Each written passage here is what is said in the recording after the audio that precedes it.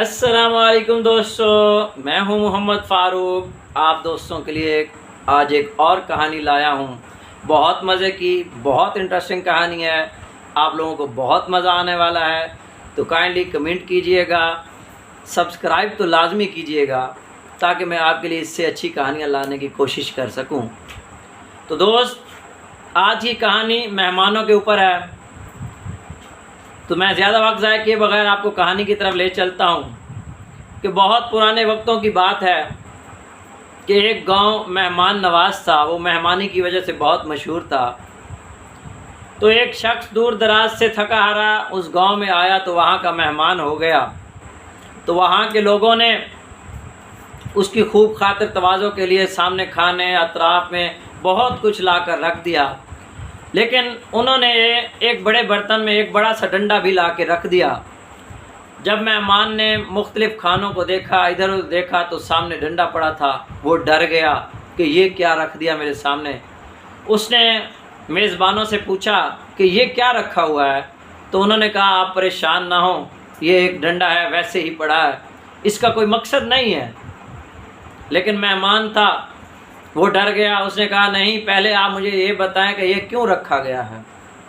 तो उन्होंने कहा, हजूर आला, आप खाना खाएं, आप हमारे मेहमान हैं, हम आपकी दिल से कदर करते हैं, आप मेहरबानी करें, आप इसको खाएं।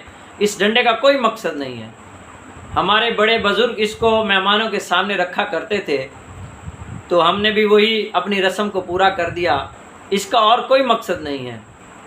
लेकिन मेहमान डर गया। उसने कहा, नहीं, आप लोग जब तक मुझे इसका मकसद नहीं बताओगे मैं खाना नहीं खाऊंगा।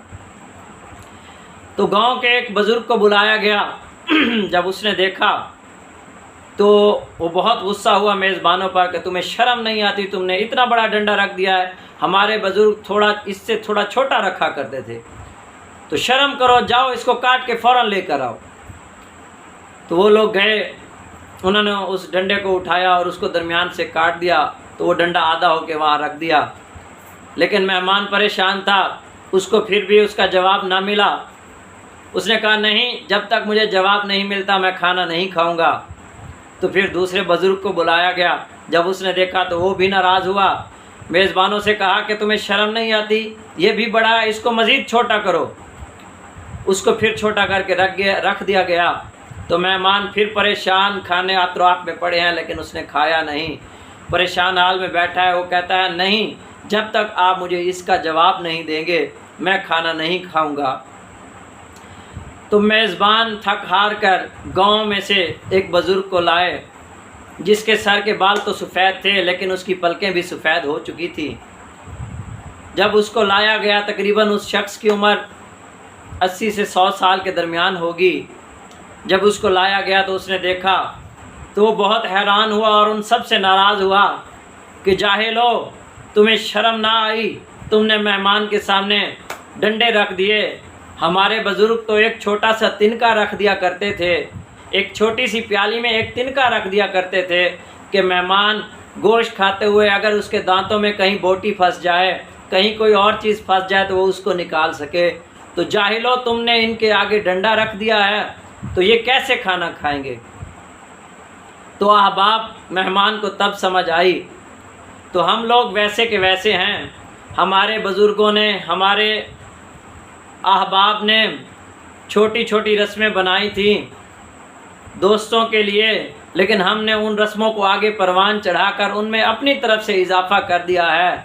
हम लोगों ने असल काम को छोड़कर नए काम शुरू कर दिए हैं, जिसका ना कोई मकसद ना कोई हल सिवाय परेशानी के और कुछ नहीं है। तो अहबाब, मेहरबानी कीजिए, जो कुछ आपके बुज़ुर्गों ने बताया है उसी पर अमल कीजिए, उसमें कोई बढ़ोतरी करने की कोशिश ना कीजिए, वरना मेहमान की तरह आप भी भूखे रह जाएंगे और मेहमान मेज़बानों की तरफ देखता रह जाएगा।